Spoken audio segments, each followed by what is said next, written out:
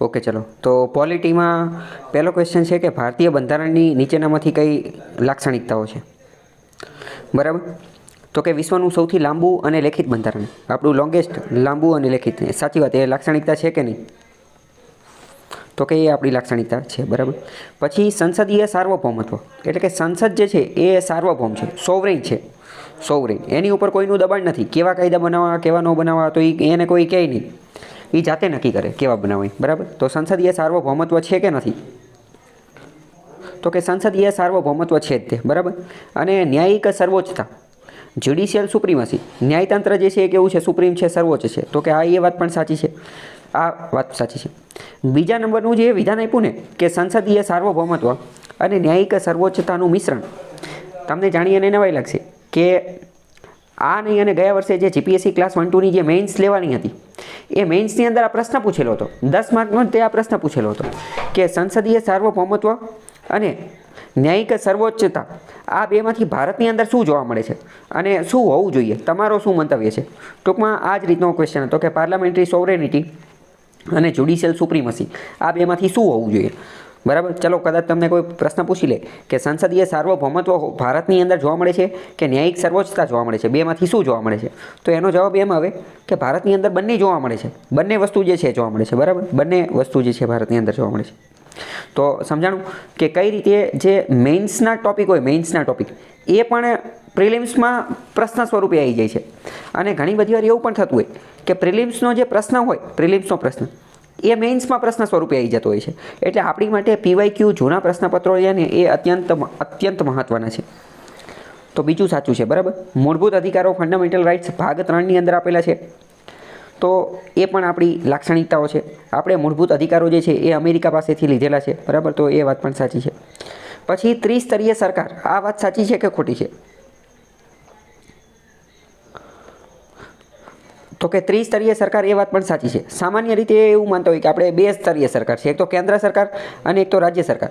પણ આપણે બંધારણની અંદર ખ્યાલ હશે કે 73મો અને 74મો બંધારણીય સુધારો કર્યો, એના અંતર્ગત પંચાયત અને મ્યુનિસિપાલિટીઝ, નગરપાલિકા અને નગર પંચાયતની એ બધું, તો એને પણ એક રીતે સ્વાયત્તતા સરકાર આપેલી છે. તો એક રીતે આપણે ત્રિસ્તરીય સરકાર જ છે. તો આ વાત પણ સાચી છે. ઇન શોર્ટ, આ બધા આપણા લક્ષણ છે. ચલો, બીજી એક અત્યંત મહત્ત્વની વાત કહું. જીપીએસસી ક્લાસ 1-2ની આ વખતે જે મેઇન્સ લેવામાં આવી, તો એમાં પણ આ પ્રશ્ન પૂછેલો હતો કે ભારતીય બંધારણની કઈ લાક્ષણિકતાઓ છે? ભારતીય બંધારણની કઈ લાક્ષણિકતાઓ છે? અને 3 અથવા 5 એવું કંઈક હતું કે 3 અથવા 5 વિશે વિગતવાર ચર્ચા કરો. ભારતીય બંધારણની જેટલી લાક્ષણિકતા હોય ને એ બધી જણાવો, અને 3 કે 5 જેટલી જે છે એ વિગતવાર ચર્ચા કરો. તો આ પણ એક રીતે 10 માર્કનો પ્રશ્ન આવી રીતે પૂછાઈ ગયેલો હતો. તો ઇન શોર્ટ ખ્યાલ આવે તમને કે મેઇન્સમાં અને પ્રિલિમ્સની વચ્ચે શું લિંક છે, કઈ રીતનું છે, કેવી રીતે બધું વર્ક કરે છે. બરાબર. તો આ બધા સાચા છે. બીજો પ્રશ્ન છે કે ભારતીય સંવિધાન ક્યારે અપનાવવામાં આવેલું હતું? તો ભારતીય સંવિધાન, ઇન્ડિયન કોન્સ્ટિટ્યુશન, એ 26 નવેમ્બર 1949માં અપનાવવામાં આવેલું હતું. 26 નવેમ્બર 1949. 26 નવેમ્બર 1949 આ એ જ તારીખ છે કે જે આપણા પ્રિએમ્બલ, બંધારણનું પ્રિએમ્બલ, બંધારણના આમુખની અંદર પણ આ તારીખનો ઉલ્લેખ છે. પ્રશ્ન પૂછી જે આમુખની અંદર કઈ તારીખ લખેલી છે? તો કે 26 નવેમ્બર 1949. અને 26 નવેમ્બર જે છે એને તો આપણે બંધારણ દિવસ તરીકે ઉજવીએ છીએ, કોન્સ્ટિટ્યુશન ડે તરીકે ઉજવીએ છીએ. બરાબર. તો ત્યારે આપણું બંધારણ જે છે ને એ અપનાવી લીધેલું હતું. આમુખની અંદર એ વસ્તુ તો લખેલી છે કે વી એડોપ્ટ એન્ડ ઇનેક્ટ, એટલે કે અમે આ બંધારણને સ્વીકાર કરીએ છીએ. ગુજરાતીમાં એવું જ તો વાક્ય લખેલું છે. તો ત્યારે આપણે અપનાવેલું હતું, પરંતુ લાગુ નહોતું પડ્યું. બરાબર. લાગુ પડ્યું નહોતું. લાગુ ક્યારે પડ્યું હતું? લાગુ એના 2 મહિના પછી, એટલે કે 26 જાન્યુઆરી, આમાં એ તારીખ આપી નથી, 26 જાન્યુઆરી 1950ના દિવસે. બરાબર. 26 જાન્યુઆરી 1950ના દિવસે લાગુ પડ્યું હતું. અને એટલે તો આપણે એને રિપબ્લિક ડે, ગણતંત્ર દિવસ, પ્રજાસત્તાક દિવસ તરીકે જે છે ઉજવીએ છીએ. બરાબર. બીજી વસ્તુ, ઘણી બધી વાર એવું પણ થતું હોય કે ચલો આપણે 26 નવેમ્બર 1949 એ નહોતું લાગુ પડ્યું. બરાબર. પરંતુ એવું નહોતું. અમુક પ્રોવિઝન, અમુક પ્રાવધાન, અમુક જોગવાઈ જે છે ને, અમુક જોગવાઈ એ ત્યારે લાગુ પાડી દીધી હતી. જેમ કે ઇલેક્શનની જોગવાઈ, જેમ કે સિટીઝનશીપની જોગવાઈ. તો અમુક જોગવાઈ જે છે ને એ 1949માં ત્યારે બંધારણ બન્યું ત્યારે લાગુ પાડી દીધી હતી. જ્યારે સંપૂર્ણ 100% બંધારણ જે છે એ 1926 જાન્યુઆરી 1950ના રોજ જે છે એ લાગુ પડ્યું હતું, બરાબર. તો આવા પ્રશ્ન પણ ભૂતકાળમાં પૂછાઈ ગયા છે. પ્રશ્ન જો એવો પૂછાઈ જાય કે સંપૂર્ણ બંધારણ જે છે એ 1950માં લાગુ પાડવામાં આવેલું હતું, તો એ વિધાન ખોટું પડી જશે. કેમ? કારણ કે અમુક જોગવાઈ જે છે, જેમ કે ચૂંટણીને લગતી, નાગરિકતાને લગતી, તો 1949માં જ લાગુ પડી ગઈ હતી, બરાબર. 3 વિધાન આપેલા છે કે મૂળભૂત હકો, ફંડામેન્ટલ રાઇટ્સ, એની જોગવાઈ ભાગ 3માં આપેલી છે, ભારતીય બંધારણના ભાગ 3માં આપેલી છે. તો પહેલું વિધાન તો બિલકુલ સાચું છે કે હા, ભાગ 3ની અંદર જ આપેલી છે. ભાગ 4ની અંદર DPSP, રાજ્ય નીતિના માર્ગદર્શક સિદ્ધાંતો આપેલા છે. બીજું વિધાન એવું કહે છે કે બંધારણના આર્ટિકલની અંદર, આર્ટિકલ 24ની અંદર કાયદા સમક્ષ સમાનતાની જોગવાઈ કીધેલી છે. આ વાત સાચી કે ખોટી? અનુચ્છેદ 24માં કાયદા, ખોટી વાત છે. આ ખોટું છે. કેમ ખોટું છે? કારણ કે આર્ટિકલ 14 અનુચ્છેદ 14ની અંદર કાયદા સમક્ષ સમાનતા કીધી છે. અનુચ્છેદ 14ની અંદર જે છે એ કાયદા સમક્ષ સમાનતા કીધી. તો અનુચ્છેદ 24, આર્ટિકલ 24ની અંદર શું કીધું છે? 24ની અંદર શું કીધેલું છે? હા, અનુચ્છેદ 24 છે તો બાળ મજૂરી અટકાવવા માટેનો છે. ચાઇલ્ડ લેબર, બાળ મજૂરી જે છે એને અટકાવવા માટેનો કાયદો છે, બરાબર. તો બીજું ખોટું પડી જશે. ત્રીજું શું કહે છે કે ભારતીય બંધારણના આર્ટિકલ 23માં કારખાના વગેરેમાં બાળકોને નોકરીએ રાખવાના પ્રતિબંધની જોગવાઈ છે. તો એ વાત પણ ખોટી છે. કેમ? કારણ કે એવું તો અનુચ્છેદ 24માં કીધેલું છે અને અનુચ્છેદ 23માં તો માનવ વ્યાપાર, હ્યુમન ટ્રાફિકિંગની વાત કરેલી છે. એટલે કે માનવ તસ્કરી, માણસોને વેચવાના નથી, બરાબર. તમને એવું લાગે માણસોને વેચવાના હોય?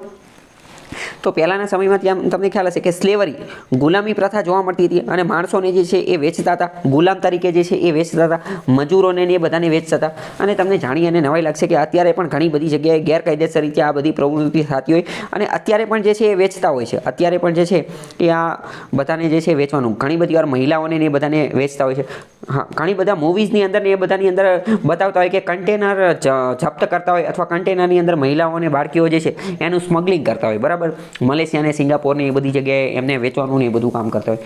અને આ જે ગલ્ફ કન્ટ્રીઝ જે છે તો અહીંયા તો પુરુષોને, બાળકોને ને એ બધાને પણ મજૂર તરીકે જે છે એ વેચતા હોય. એટલે અત્યારે પણ ગેરકાયદેસર રીતે તો આ બધું ચાલુ જ છે, બરાબર. બીજી એક વાત કરીએ કે આપણે આજે વેચવાનું ને એ બધી જ વાત છે, બરાબર. તો આર્ટ એન્ડ કલ્ચરનો પણ એક હું તમને ટોપિક કહી દઉં. એક આપણે ભવાઈ છે, તો ભવાઈનો એક વેશ છે, એ વેશનું નામ હું ભૂલી ગયો છું. એ ભવાઈનો એક વેશ જે છે ને એ એની માટેનો જ હતો કે બાળકીઓ જે છોકરીઓ નાની ઉંમરની હોય તો એને વેચી દેતા હોય. સૌરાષ્ટ્ર કાઠિયાવાડની અંદર પટેલ સમાજના લોકો જે છે એ આવી રીતે જે છે એ બાળકીઓને વેચી દેતા હતા. તો એ સમાજની આ જે કુરીતિ હતી એની ઉપર પ્રહાર કરવા માટે ભવાઈનો એક વેશ હતો. અને જ્યારે ભવાઈનો આ વેશ રજૂ કરવામાં આવતો હતો ત્યારે પછી જે છે એ બધા લોકોનું હૃદય પરિવર્તન થતું હતું અને મોટાભાગના કે જે આવી રીતે બાળકીઓને વેચતા હોય એ એવી પ્રતિજ્ઞા લેતા હતા કે ના હવે આવું નહીં કરીએ. કેમ? કારણ કે એ વેશની અંદર બાળકીઓને વેચ્યા પછી એમને કેવી વેદના, કેવી દુઃખ, દર્દ, કેવી પીડાનો જે છે એ સામનો કરવો પડે એ આખું દર્શાવવામાં આવે. આની અંદર કેવું હોય કે પિતા જે છે એ શું કરે તો કે બાળકીને કદી જગ્યાએ લઈ જાય અને પછી રાતે એને અહીંયા મૂકીને આવતા રહે. અને પહેલાં તો કોઈ એવા સાધનો ને એવું બધું હતું નહીં, ગૂગલ મેપ પેલું. તો ઇન શોર્ટ આર્ટ એન્ડ કલ્ચરમાં પણ આ ટોપિક લેવા દેવા છે. તો પહેલું એક સાચું છે, બીજું અને ત્રીજું જે છે એ ખોટું છે, બરાબર. અનુચ્છેદ 23 એ હ્યુમન ટ્રાફિકિંગ, માનવ તસ્કરી સાથે લેવા દેવા છે. બીજી વાત કરીએ આર્ટિકલ 23 અનુચ્છેદ 23 હ્યુમન ટ્રાફિકિંગ, એવું તો એની અંદર લખેલું જ છે. આ ઉપરાંત એની અંદર ફોર્સ્ડ લેબરની પણ વાત કરેલી છે, બીગરની પણ વાત કરેલી છે, and other similar forms of forced labour, બરાબર. અનુચ્છેદ 23માં જેટલી પણ વસ્તુ લખેલી બધી આપણને ખબર હોવી જોઈએ. એક તો હ્યુમન ટ્રાફિકિંગ એટલે કે માનવ તસ્કરી. ફોર્સ્ડ લેબર એટલે શું? તો કે વેઠ પ્રથા.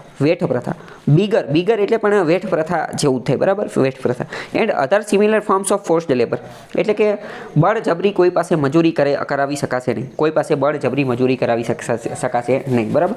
બીજું, બળજબરી મજૂરી કરાવવાની અંદર એક બીજી વસ્તુનો પણ સમાવેશ થઈ જાય કે જે મજૂરનું જે મજૂરી કરાવો છો, બરાબર, તો એનું પૂરતું વેતન પણ આપવું પડે. તો આ બધી વસ્તુ જે છે એને ધ્યાનમાં રાખીને તે એક નવો કોન્સેપ્ટ આવ્યો, મિનિમમ વેજ. એટલે કે કોઈ પણ કામ છે તો એની માટેનું ઓછામાં ઓછું આટલું વેતન તો આપવું જ પડશે.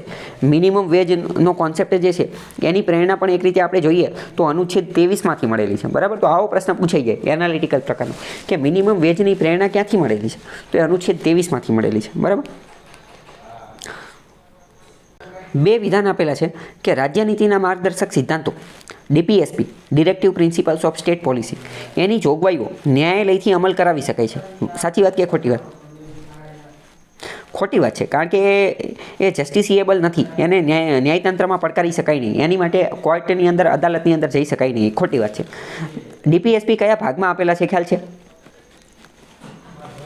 ભાગ 4ની અંદર આપેલા છે, બરાબર, ભાગ 4ની અંદર આપેલા છે. અનુચ્છેદ 36થી લઈને તો 50 સુધી જે છે, યસ, 36થી લઈને તો 51 સુધી, 36થી લઈને તો 51 સુધી જે છે એ ડીપીએસપી આપેલા છે, બરાબર. તો પહેલું તો ખોટું છે. બીજું, ભારતીય સંવિધાનના આમુખ 44માં નાગરિકો માટે એક સમાન એક સરખો દીવાની કાયદા અંગેની જોગવાઈ દર્શાવેલી છે, બરાબર. હવે આમાં આ વિધાન સાચું આપેલું છે, પણ અહીંયા પ્રિન્ટિંગ મિસ્ટેક છે. સંવિધાનના આમુખમાં ક્યાં આપેલું છે? અહીંયા અનુચ્છેદ લખવાનું હતું. શું અહીંયા શું એમને લખવાનું હતું? અનુચ્છેદ. આ પ્રિન્ટિંગ મિસ્ટેક છે કે ભાઈ, પણ આવી મિસ્ટેક એક રીતે ચાલે નહીં. અનુચ્છેદ 44 શું કહે છે કે નાગરિકો માટે એક સમાન દીવાની કાયદો, common civil code, CCC, common civil code, જે અત્યારે ઉત્તરાખંડમાં લાગુ થઈ ગયો છે. ઉત્તરાખંડમાં એની માટેનું બિલ જે છે એ બનાવી દીધું છે અને લાગુ છે. અને ગોવામાં તો ઘણા લાંબા સમયથી લાગુ છે, બરાબર. તો હવે તમે કહી શકશો કે આજે એક સમાન દીવાની કાયદો એટલે શું, એની અંદર આવે શું, એ આખો મુદ્દો શું છે, એ શું, એનો મતલબ શું? જો સમજો, પહેલાં તો સિવિલ કોડની અંદર શું શું આવે? સિવિલ કોડની અંદર સિવિલ એટલે કે દીવાની કાયદામાં દીવાની બાબતો કઈ કઈ છે? તો કે દીવાની બાબતોની અંદર એક તો આવે મેરેજ, લગ્ન, ડાયવોર્સ એટલે કે છૂટાછેડા, સેપરેશન એટલે કે અલગ થવું. સેપરેશન અને ડાયવોર્સ એ બંને અલગ અલગ વસ્તુ છે, બરાબર. પછી ઇનહેરિટન્સ એટલે કે વારસાઈ, ઇનહેરિટન્સ એટલે કે વારસાઈ. પછી બાળકને દત્તક લેવાની વસ્તુ, બરાબર. પછી વારસાની અંદર વારસો શું મળશે, બરાબર. સંપત્તિ જે છે, સંપત્તિમાં કઈ રીતે બંટવારો કરવામાં આવશે. તો આ બધી વસ્તુ જે છે એ કોની અંદર આવશે? સિવિલની અંદર. સામાન્ય રીતે પહેલાં તો ઘણા બધા લોકોને એ જ નથી ખબર હોતી કે સિવિલ કાયદાની અંદર આવે શું, પહેલી વસ્તુ. બીજા અમુક કેટેગરીના લોકો એવા હોય કે જેને થોડી ઘણી ખબર પડતી હોય તો એને એટલી ખબર હોય કે સિવિલની અંદર શું આવે, તો કે મેરેજ અને ડાયવોર્સ ને આવું બધું આવે. પરંતુ આપણે બધી વસ્તુ યાદ રાખવાની છે. મેરેજ, ડાયવોર્સ એટલે કે લગ્ન, પછી છૂટાછેડા, પછી બાળકોને દત્તક લેવાના એ, પછી સેપરેશન એટલે કે જે અલગ રહેતા હોય એ, બરાબર. ઇનહેરિટન્સ એટલે કે વારસાઈ, બરાબર. પ્રોપર્ટી એટલે કે સંપત્તિ બાબતની વસ્તુ. આ બધી વસ્તુ એની અંદર આવશે, બરાબર. તો એ બધા માટે અત્યારે કેવું છે તો કે દરેક ધર્મની અંદર અલગ અલગ કાયદા છે. જેમ કે લગ્ન માટે કહીએ તો હિન્દુ સિવિલ કોડ છે, બરાબર. એવી રીતે આપણે વાત કરીએ મુસ્લિમ માટે મુસ્લિમ પર્સનલ લો છે, જૈન લોકોનો, પારસી લોકોનો, ક્રિશ્ચન લોકોનો, બધાના અલગ અલગ પર્સનલ લો છે, બરાબર. તો એ બધાને ભેગા કરવાની વાત થઈ રહી છે. ભારતના બંધારણમાં 86મો બંધારણીય સુધારો કઈ બાબત સાથે સંબંધિત હતો? કહી શકશો તમે? 86મો બંધારણીય સુધારો કોની સાથે સંબંધિત હતો? તો કે 6 થી 14 વર્ષના બાળકોને મફત અને ફરજિયાત શિક્ષણ આપવા માટે. 6 થી 14 વર્ષના બાળકોને મફત અને ફરજિયાત શિક્ષણ. યસ. તો આ 86મો બંધારણીય સુધારો હતો, એના અંતર્ગત બંધારણમાં કઈ કઈ જગ્યાએ સુધારા કરવામાં આવેલા હતા એ તમે કહી શકશો? અનુચ્છેદ 21A અંતર્ગત 6 થી 14 વર્ષના બાળકોને મફત અને ફરજિયાત શિક્ષણ એ ફંડામેન્ટલ રાઇટ, મૂળભૂત અધિકાર આપી દીધો 21Aમાં. અને બીજું શેમાં? યસ, ડીપીએસપીની અંદર, ડીપીએસપી નહીં પરંતુ ફંડામેન્ટલ ડ્યુટી, મૂળભૂત ફરજની અંદર એક સુધારો કર્યો ને. 21A એની અંદર શું કીધું કે 6 થી 14 વર્ષના બાળકોને મફત અને ફરજિયાત શિક્ષણ આપવામાં આવશે. એટલે કે એક ફંડામેન્ટલ રાઇટ, મૂળભૂત અધિકાર આપી દીધો. અને ફંડામેન્ટલ ડ્યુટી, એક નવી ડ્યુટી પણ નાખી દીધી, એક નવી ફરજ પણ નાખી દીધી કે માતા પિતાની, વાલીઓની, બાળકોના જે ગાર્ડિયન જે છે, વાલી, માતા પિતા, એની ફરજ રહેશે કે 6 થી 14 વર્ષના બાળકોને શાળાએ મોકલવાના છે, બરાબર. તો 86મો બંધારણીય સુધારામાં બે વસ્તુ સુધારી દીધી. કઈ? ફંડામેન્ટલ રાઇટમાં અને ફંડામેન્ટલ ડ્યુટીમાં. ઓકે. સંઘ એટલે કે યુનિયન, એની માટે એક સંસદ રહેશે. તો સંસદમાં કોનો સમાવેશ થાય એની વાત કરે છે. તો આપણે ઘણી બધી વાર ડિસ્કસ થઈ ગયું છે કે સંસદની અંદર રાજ્યસભા, લોકસભા અને રાષ્ટ્રપતિ, 3 વસ્તુનો સમાવેશ થાય. રાજ્યસભા અને લોકસભા એ બંનેની એક રીતે પાર્લામેન્ટ, સંસદ કહેવાય. અને એની અંદર પ્રેસિડેન્ટ એ પણ ભેગા થાય ત્યારે ત્રણેય વસ્તુ ભેગી થાય ત્યારે એ સંસદ બને છે, બરાબર. તો ત્રણેયને સંસદ કહેવામાં આવે. રાષ્ટ્રપતિ, રાજ્યસભા અને લોકસભા ત્રણેય ભેગા થાય ત્યારે એને સંસદ કહેવાય. સંઘ યાદી, રાજ્ય યાદી અને સમવર્તી યાદી ભારતના સંવિધાનની કઈ અનુસૂચિમાં આપેલું છે? તો એ તો 7મી અનુસૂચિમાં આપેલું છે. આપણે બધી અનુસૂચિ એકવાર ડિસ્કસ કરી ચૂક્યા છીએ કે બધી અનુસૂચિ શું છે. ટોટલ 12 છે, પહેલાં 8 હતી, બધું ઓલરેડી. આગળ વાત કરીએ, નીચેના પૈકી કઈ બંધારણીય સંસ્થા નથી? તો કે ભારતના એટર્ની જનરલ એ તો બંધારણીય સંસ્થા છે. નિયંત્રક અને મહાલેખા પરીક્ષક એ તો CAGની વાત કરે છે. કોમ્પ્ટ્રોલર એન્ડ ઓડિટર જનરલ તો એ પણ કેવી છે? તો કે બંધારણીય સંસ્થા છે, અનુચ્છેદ 148માં આપેલું છે. આ એટર્ની જનરલ જે છે એ 76ની અંદર 76માં આપેલું છે. ચૂંટણી આયોગ એ પણ બંધારણીય સંસ્થા છે, 324ની અંદર આપેલું છે. પરંતુ નેશનલ વુમન કમિશન રાષ્ટ્રીય મહિલા આયોગ જે છે એ છે નહીં, એ બંધારણીય સંસ્થા નથી. બરાબર, એ બંધારણીય સંસ્થા નથી. તો એ શેની અંદર આવશે? 4 જવાબ આવશે. ઓકે, જો નીચે બધાનું લખેલું છે. 76 જે છે 76 એ કોનો? તો કે એટર્ની જનરલ છે, એટર્ની જનરલનો. CAG જે છે એનો કયો? 148 અનુચ્છેદ છે. અને 324 જે છે એ ઇલેક્શન કમિશનનો છે. બરાબર, આગળ વાત કરીએ. જો 243 કલમ જે છે એની ઉપર પ્રશ્ન પૂછેલો છે કે 200 નીચેનામાંથી કઈ કલમ જે છે એ યોગ્ય નથી. આ વસ્તુ મેં તમને ચલાવી દીધેલી છે, યાદ છે તમને કે નથી યાદ પહેલાં તો? અને ત્યારે મેં તમને આ વાત કીધી હતી કે આવનારી ઘણી બધી પરીક્ષાની અંદર આ પ્રશ્ન પૂછાશે. બરાબર, ભૂતકાળમાં પણ પૂછાઈ ગયો છે. આ વસ્તુ GPSC તો છોડો, ક્લાસ 3 લેવલની નાની પરીક્ષા હોય એમાં પણ આ પ્રશ્ન જે તે સમયે પૂછાતા હતા. બરાબર, તો આપણે આને યાદ રાખવા માટેની ટ્રીક જોઈતી. તમને યાદ છે કે આમાંથી કયું ખોટું છે અને શા માટે ખોટું છે કે કઈ રીતે? ચલો, ગ્રામસભામાં આપણે ABCD પ્રમાણે જોયું હતું. તો હવે આમાં તો ક ખ ગ ઘ કરેલું છે, તો આપણે આમાં શું કરવાનું? આપણે કાંઈ નહીં કરવાનું, આપણે ABCD પ્રમાણે ગોઠવી નાખવાનું અને એને પછી ક ખ ગ ઘ એવી રીતે ગોઠવી નાખવાનું. આપણે શું કરવાનું? ABCD પ્રમાણે જોવાનું. ચલો, ગ્રામસભા તો એ તો એમાં હતું, તો એ એટલે કે ક તો સાચું હતું. બરાબર, પંચાયતની બેઠકો અનામત. અનામત માટે મેં કઈ વસ્તુ કીધી હતી? ચલો, અનામત માટે ઇંગ્લિશનું યાદ છે? ઇંગ્લિશમાં કયું હતું? ડી, ડિપ્રેસ્ડ અથવા દલિત ઉપરથી મેં ડિપ્રેસ્ડ ક્લાસ ઉપરથી કીધું હતું. તો ડી. બરાબર, તો ABCD તો એવી રીતે ક ખ ગ અને ઘ, તો ઘ આવી ગયું, તો અહીંયા ઘ જ આપેલું છે. બરાબર, પછી ચલો, આ ઓડિટ આઈ થિંક આપણે મિસ કરેલું હતું. બરાબર, ઓડિટ જે છે ને એ આપણે મિસ કરેલું હતું. ચલો, ઓડિટ હવે હું તમને ગુજરાતીમાં જ ચલાવી દઉં, એની પણ હું તમને અહીંયા ટ્રીક આપી દઉં. ઓડિટ માટે તમે કઈ ટ્રીક યાદ રાખી શકો કે જો ઓડિટ તો ડ અને ટ તો એની અંદર છે જ તે, તો કે ટ ઠ અને ડ એવી રીતે યાદ રાખી શકો. ટ ઠ અને ડ. જો અહીંયા ડ અને ટ છે તો કયો અક્ષર ખૂટે છે વચ્ચે? ટ ઠ અને ડ. બરાબર, તો ઠ ખૂટે છે. તો આમાં આ તો તમને ગુજરાતીમાં જ આની ટ્રીક જે છે મળી જશે. બરાબર, ગુજરાતીમાં આની ટ્રીક મળી જશે. ચલો, સભ્ય માટેની ગેરલાયકાતો, તો એ મતલબ આ જોડી ખોટી છે. તો ચલો તમે મને કહો કે સભ્ય માટેની ગેરલાયકાતો એ કયા અનુચ્છેદમાં હતી? Right, very good. Fની અંદર હતું. બરાબર, કારણ કે Fની અંદર મેં શું યાદ રાખ્યું હતું? ફેલ. સભ્યો બધા ફેલ થઈ જાય છે એટલે કે ગેરલાયક થઈ જાય છે. F તો Fની અંદર હોય તો શું થાય? તો કે A B C D E અને F. તો ક ખ ગ ઘ ચ અને છ હોવું જોઈએ, જ્યારે અહીંયા છ કહે છે એટલે ખોટું છે. ખ્યાલ આવ્યો? આ અત્યંત મહત્ત્વના છે. 243 વાળો, 243ના બધા આર્ટિકલ તમને ખ્યાલ હોવો જોઈએ. ન ખબર હોય તો જૂનો વિડીયો ફરીથી જોઈ લેજો, આઈડિયા આવી જાય તમને. બરાબર, રાષ્ટ્રીય માનવ અધિકાર આયોગ, નેશનલ હ્યુમન રાઇટ કમિશન 1993માં આની સ્થાપના કરવામાં આવેલી હતી. તો હા, વાત બિલકુલ સાચી છે. કારણ કે 1990માં આપણે LPG રિફોર્મ અપનાવેલા હતા. એની પછી ભારત ઉપર ધીમે ધીમે એવું પ્રેશર કરવામાં આવેલું હતું કે વિશ્વના બધા દેશો હ્યુમન રાઇટ્સ માનવ અધિકારને જે છે એ મહત્ત્વ આપે છે, તો તમે પણ આપો. તો આપણે કીધું હાલો આપણે બનાવી દેવી. 1993ની અંદર આપણે પણ નેશનલ હ્યુમન રાઇટ કમિશન જે છે એ ધીમે ધીમે બનાવી દીધું. તો એ વાત સાચી છે. તો નેશનલ હ્યુમન રાઇટ કમિશન જે છે એમાં એક અધ્યક્ષ હોય છે અને 5 પૂર્ણ સમયના સભ્યો અને 7 ડીમ સભ્યો હોય છે. બરાબર, તો અહીંયા 2 વિધાન જે છે એ સાચા આપેલા છે. બરાબર, તો આપણે 2 વિધાન સાચા માની લઈએ. તો આવા પ્રશ્ન પૂછાતા હોય છે. રાષ્ટ્રીય બાળ સંરક્ષણ આયોગની સ્થાપના 2009માં થયેલી હતી. બરાબર, બંધારણીય સંસ્થા છે અને આ આયોગમાં ટૂંકમાં બધા ખોટા છે.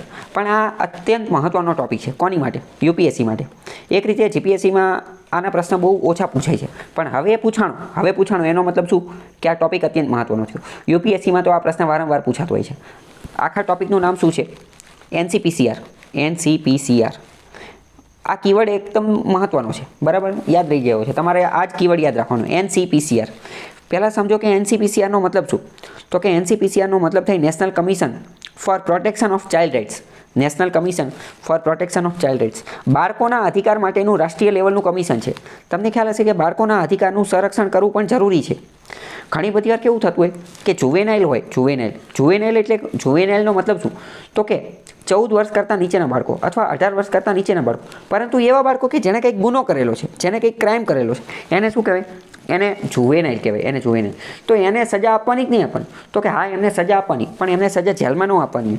એમને શું કહેવાનું? તો કે બાળ સુધાર ગૃહમાં મોકલવાનું હોય. બાળ સુધાર ગૃહની અંદર જે છે મોકલવાનું. અને મોસ્ટ IMP કે આ NCPCR આના ડિસ્ટ્રિક્ટ લેવલના હેડ જે છે, ડિસ્ટ્રિક્ટ લેવલના હેડ એ કોણ હોય છે? તો કે DM, ડિસ્ટ્રિક્ટ મેજિસ્ટ્રેટ, કલેક્ટર જે છે એ આના હેડ હોય છે. તો હવે તમે વિચારો કે યુપીએસસીમાં તો આ પ્રશ્ન પૂછવાના જ છે ને, કારણ કે ભવિષ્યમાં આગળ જતાં તમે એ જ તો બનવાના છો, બરાબર. એટલે એનસીપીસીઆર એ અત્યંત મહત્ત્વની બોડી છે. સામાન્ય રીતે લોકો આ બોડી જે છે એને ઇગ્નોર કરતા હોય, એટલું બધું પ્રશ્ન પૂછાતો હોતો નથી, પણ અત્યારે પૂછાઈ ગયો અને હવે જીપીએસસીવાળા પણ યુપીએસસીની પેટર્નમાં ચાલે છે. તો ઇન શોર્ટ તમને ખ્યાલ આવી ગયો કે આ કેટલી મહત્ત્વની બોડી છે. તમારે ખાલી શું યાદ રાખવાનું તો કે NCPCR national commission for protection of child rights શું કામ કરે તો કે બાળકોના અધિકારોનું રક્ષણ કરે. ખાસ કરીને જુવેનાઇલનો મતલબ શું તો કે જુવેનાઇલ એટલે મેં તમને કીધું ને કે બાળ સુધાર ગૃહ, તો બાળ સુધાર ગૃહ જે છે એ પણ આની અંતર્ગત જ આવે, ચાઇલ્ડ રાઇટ્સ અંતર્ગત જ આવે. બાળકને જે છે દત્તક લેવો હોય ને તો દત્તક લેવાની વસ્તુ જે છે એ પણ આ એનસીપીસીઆર અંતર્ગત જ આવે અને આના જે છે ડિસ્ટ્રિક્ટ મેજિસ્ટ્રેટ જે છે એ આના હેડ હોય છે, બરાબર. તો આવા પ્રશ્નો વારંવાર પૂછાતા હોય. હવે બધા ખોટા શા માટે છે? કારણ કે પહેલાં જો આની સ્થાપના 2007માં થઈ હતી. બીજું, આનું હેડક્વાર્ટર દિલ્હી છે અને આ બંધારણીય સંસ્થા નથી, પરંતુ આ સ્ટેચ્યુટરી બોડી છે, વૈધાનિક સંસ્થા છે, કાયદા દ્વારા બનેલી છે, બરાબર. કાયદા દ્વારા બનેલી છે, આ કોઈ બંધારણીય સંસ્થા છે નહીં. બીજું એક આનું ઉદ્દેશ્ય એ પણ છે કે સરકાર દ્વારા જેટલા પણ લો કાયદા બનાવવામાં આવે, જેટલી પણ પોલિસી બનાવવામાં આવે, જેટલા પણ પ્રોગ્રામ બનાવવામાં આવે અને એવી કોઈ પણ પ્રકારની વહીવટી બાબત જે કરવામાં આવે તો એ બધાની અંદર એ વસ્તુનું ધ્યાને લેવામાં આવે કે બાળકો જે છે એના અધિકારોનું ઉલ્લંઘન ન થાય. બાળકોના અધિકારો જે બંધારણમાં આપેલા છે, બાળકોના અધિકારો જે બીજા અન્ય કાયદામાં આપેલા છે, જેમ કે ચાઇલ્ડ લેબર પ્રોહિબિશન એક્ટ અથવા બીજા પણ ઘણા બધા કાયદા છે, તો એ બધાની અંદર જે છે એ બાળકોના અધિકારોનું ઉલ્લંઘન ન થાય એનું દેખરેખ રાખવાનું, ધ્યાને રાખવાનું કામ આ એનસીપીસીઆર કરે છે, બરાબર. તો એનસીપીસીઆર અત્યંત મહત્ત્વની બોડી છે. એનસીપીસીઆર શું છે? સ્ટેચ્યુટરી બોડી છે, બરાબર. સંસદના કાયદા દ્વારા બનેલી છે 2005ની અંદર. એનસીપીસીઆરના કુલ સભ્ય કેટલા છે તો જો એના 7 સભ્ય છે. એમાં એક ચેરમેન હોય અને 6 સભ્યો હોય, એક ચેરમેન હોય અને 6 સભ્યો, એટલે 1+6 કેટલા હોય? 1+6 એવી રીતે યાદ રાખવાનું, 1+6 એવી રીતના એના જે છે એ સભ્યો હોય છે. ઓકે, ખ્યાલ આવી ગયો. ડિસ્ટ્રિક્ટ મેજિસ્ટ્રેટ આના હેડ હોય છે જિલ્લાની અંદર. ચલો, આગળનો પ્રશ્ન છે કે યુએન ચાર્ટર હેઠળ આંતરરાષ્ટ્રીય શાંતિ અને સુરક્ષાની જવાબદારી સુરક્ષા પરિષદની છે, એટલે કે સિક્યુરિટી કાઉન્સિલની છે. આપણે એક કામ કરીએ, ચલો આપણે જે છે ને સૌથી પહેલાં હું તમને આખું યુનાઇટેડ નેશન્સ જે છે ને એ ચલાવી દઉં, પછી આપણે આ આખો ક્વેશ્ચન ડિસ્કસ કરીશું, બરાબર. યુનાઇટેડ નેશન્સ અત્યંત મહત્ત્વનો ટોપિક છે, સિલેબસની અંદર આપેલો છે. સિલેબસની અંદર શું આપેલું છે તો કે આંતરરાષ્ટ્રીય સંગઠનો, મહત્ત્વના આંતરરાષ્ટ્રીય સંગઠનો, ઇન્ટરનેશનલ ઓર્ગેનાઇઝેશન, અથવા તો એ બધી વસ્તુ છોડો, એમાં આપ્યું એક ન આપ્યું એક. પ્રિલિમ્સની અંદર તમે જોશો ઘણી બધી વાર યુનાઇટેડ નેશન્સ ઉપર ક્વેશ્ચન પૂછે છે. અમુક તો એવા ક્વેશ્ચન પૂછે અથવા અમુક તો એવા વિધાન આપી દીધેલા હોય ને કે આપણને ત્યાં જઈને ખબર પડે કે એલા યુનાઇટેડ નેશન્સમાં આવી પણ કંઈ વસ્તુ છે. એવું એટલા માટે થાય કારણ કે આપણે એને ડિટેલમાં સ્ટડી ન કર્યું. અથવા એ બધી વસ્તુ તો છોડો, 10 માર્કનો મેઇન્સની અંદર પ્રશ્ન પણ પૂછાઈ જાય છે યુનાઇટેડ નેશન્સ ઉપરનો. કઈ રીતે પૂછાય એ હું તમને આની પછી PYQ બતાવીશ એટલે ખ્યાલ આવશે, બરાબર. તો જ્યારે આવું પૂછાય ત્યારે આપણને ખબર ન હોય, એટલે આપણે એક રીતે આ યુનાઇટેડ નેશન્સ જે છે એનું સંપૂર્ણ તમામ બાબત જે છે જોઈ લઈએ, તમામ બાબત કે જ્યારે કંઈ પણ વસ્તુ તમારી છૂટે નહીં, બરાબર. રિવિઝન માટે પણ તમે આ વિડીયો ફરીથી જોઈ લેશો તો તમને ખ્યાલ આવી જશે, બરાબર, કે શું છે. તો પહેલાં સમજો કે યુનાઇટેડ નેશન્સ જે છે ને એના 6 ઓર્ગન છે, એટલે કે 6 અંગ છે. મુખ્ય કેટલા? 6 ઓર્ગન છે. 6ના નામ તમને ખબર હોવી જોઈએ. યુનાઇટેડ નેશન્સ શું છે તો કે એક બોડી છે, એક સંસ્થા છે. યુનાઇટેડ નેશન્સના મુખ્ય ઓર્ગન કેટલા છે તો કે 6 ઓર્ગન છે. કયા? તો કે પહેલું તો UNGA, United Nations general assembly. શું? યુનાઇટેડ નેશન્સ જનરલ એસેમ્બલી, એ એનું પહેલું અંગ થઈ ગયું. બીજું કયું? યુનાઇટેડ નેશન્સ સિક્યુરિટી કાઉન્સિલ, સુરક્ષા સમિતિ, આ એનું બીજું અંગ છે, બરાબર. પહેલું UNGA, બીજું UNSC સિક્યુરિટી કાઉન્સિલ. ત્રીજું કયું તો કે ઇકોસોક એટલે શું તો કે United Nations economic and social council. પછી એક છે ટ્રસ્ટીશિપ કાઉન્સિલ, પછી છે ICJ, international court of justice, અને પછીનું છે UN સેક્રેટરીએટ, એટલે કે આનું સચિવાલય. ફરીથી બધા અંગો જોઈ લઈએ. પહેલાં તો કયું? જો બધાની આગળ યુનાઇટેડ નેશન્સ લાગે જ છે એટલે હું એ બોલતો નથી, બરાબર. તો પહેલું તો UNGA એટલે કે જનરલ એસેમ્બલી, પછી SC સિક્યુરિટી કાઉન્સિલ, પછી ઇકોસોક એટલે કે ઇકોનોમિક એન્ડ સોશિયલ કાઉન્સિલ, પછી ટ્રસ્ટીશિપ કાઉન્સિલ, પછી ICJ એટલે કે ઇન્ટરનેશનલ કોર્ટ ઓફ જસ્ટિસ, અને આ બધી વસ્તુને દેખરેખ રાખવા માટે એનું એક સેક્રેટરીએટ, સચિવાલય જે છે એ પણ હોવું જોઈએ, બરાબર. તો પહેલાં તો આ બધા તમને થોડા ઘણા મગજમાં બેઠા છે. હવે આ બધાનું કામ શું છે ને એ આપણે જોઈ લઈએ, એટલે તમારે વધારે પડતા મગજમાં બેસી જશે, બરાબર. સૌથી પહેલાં સમજો કે general assembly, United Nations general assembly આ શું છે? તો જનરલ એસેમ્બલીની અંદર અત્યારે 193 દેશ છે. કેટલા? 193 દેશ. એટલે એક રીતે એવું સમજી શકો કે વિશ્વના બધા જ દેશો જે છે ને એ આના સભ્ય છે ઓલમોસ્ટ. ભારત આનું સભ્ય છે, તો કે આ ભારત પણ આનું સભ્ય છે. આ જનરલ એસેમ્બલી એટલે શું? તો કે જનરલ એસેમ્બલી એટલે એક રીતે સમજી શકો કે આ એક રીતનું પાર્લામેન્ટ, સંસદ જેવું છે. આપણે કેમ લોકસભામાં કંઈક 550 સભ્ય છે અને રાજ્યસભામાં 250 સભ્ય છે. આ તો બસ આ એવી જ રીતની વસ્તુ છે કે આ જનરલ એસેમ્બલી છે. જનરલ, બધા માટે જનરલ, બરાબર. તો આની અંદર એક દેશ હોય, એક દેશ, એને એક વોટ આપવામાં આવે. વન નેશન વન વોટ, બરાબર. જનરલ એસેમ્બલી એટલે કે બધે આના સભ્યો કેટલા છે? તો કે 193 સભ્ય. આમાં તમારે એ પણ યાદ રાખવાનું, જનરલ એસેમ્બલીમાં 193 સભ્ય છે, બરાબર. પહેલું ખબર પડી ગયું જનરલ એસેમ્બલી શું? ઓકે, ચલો. તો આમાં બધા જે છે એ બધા દેશ આના સભ્ય છે 193. હવે બીજું છે સિક્યુરિટી કાઉન્સિલ. સિક્યુરિટી કાઉન્સિલ જે છે ને એ મોસ્ટ પાવરફુલ બોડી છે, મોસ્ટ પાવરફુલ બોડી. હવે તમે વિચારો, પાવર હંમેશા મર્યાદિત લોકોના હાથમાં જ હોય, મર્યાદિત લોકોના હાથમાં જ હોય. મેં તમને કીધું કે આને તમે પાર્લામેન્ટ સાથે સરખાવો, તો પાર્લામેન્ટમાં આપણે કીધું કે ભારતની પાર્લામેન્ટ જે છે એ જનરલ એસેમ્બલી જેવી હતી, જનરલ એસેમ્બલી, બરાબર. 700 જણા. તો શું પાવર એ 700 જણા પાસે છે? તો કે ના, પાવર તો કેબિનેટ પાસે છે ને, એક્ઝિક્યુટિવ પાસે છે. પાવર તો કોની પાસે? એક્ઝિક્યુટિવ પાસે. એટલે કે મર્યાદિત લોકો પાસે છે. તો બસ સિક્યુરિટી કાઉન્સિલ એ મોસ્ટ પાવરફુલ બોડી છે, સૌથી શક્તિશાળી, સર્વોચ્ચ અથવા સૌથી શક્તિશાળી છે. આમાં કેટલા સભ્ય છે? તો કે આમાં 15 સભ્ય છે. આમાં માત્ર 15 જ સભ્ય છે, બરાબર. માત્ર 15 સભ્ય છે. આ 15ની અંદર પણ પાછા બે ફાટા પડે, 10 અને 5. 5 જે છે એ પરમેનન્ટ સભ્ય. 5 કયા? પરમેનન્ટ સભ્ય. અને 10 કેવા? તો કે નોન પરમેનન્ટ સભ્ય. 5 પરમેનન્ટ અને 10 નોન પરમેનન્ટ. આ 5 પરમેનન્ટ સભ્યના નામ તમને ખબર હોવી જોઈએ. 5 પરમેનન્ટ સભ્યના નામ ખ્યાલ છે તમને? ચલો, 5 પરમેનન્ટ હું તમને કહી દઉં. એક તો અમેરિકા, પછી એક તો યુએસએ એટલે કે યુએસએ અમેરિકા, પછી યુકે યુનાઇટેડ કિંગડમ એટલે કે બ્રિટન, ત્રીજું ફ્રાન્સ, ત્રીજું કયું? તો કે ફ્રાન્સ, ચોથું કયું? તો કે રશિયા, અને પાંચમું કયું? તો કે ચાઇના, બરાબર. આ 5 સભ્ય છે. ગમે ત્યારે આની ક્રિટિસિઝમ લખવાની થાય તો પહેલું જ તમારે ક્રિટિસિઝમ એ લખવાની કે યુરોપ એકદમ નાનો ખંડ છે, યુરોપ એકદમ નાનો ખંડ છે. તેમ છતાં પણ યુરોપના 3 દેશ આની અંદર સભ્ય છે. તમને એવું લાગે યુરોપના 3 દેશ કયા?